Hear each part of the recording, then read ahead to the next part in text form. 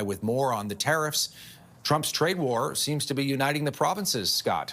Todd, with so much uncertainty about the trade war launched by the Trump administration and the threat that appears to be coming from our largest trading partner, premiers are joining forces for a similar goal: increase our economic resilience, reduce our dependence on one specific market, and strengthen our domestic economy. A first step is to make it easier for Canadians to trade with other Canadians, more east-west trade versus north-south.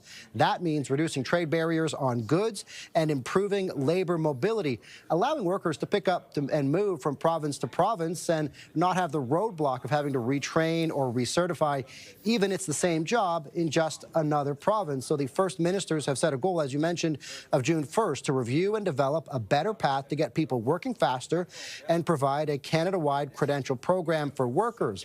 Several ministers have also committed to allow direct-to-consumer alcohol sales, meaning booze can flow more freely.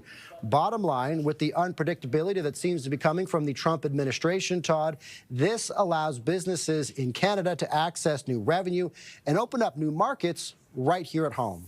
The other thing that people are wondering about are, the benefits of this kind of increased interprovincial trade, what it would actually mean for Canadian businesses. And we were talking about, certified professionals. If you're a lawyer or an architect, maybe you can now work in other provinces, and it's not such a big deal and a big challenge to make that happen.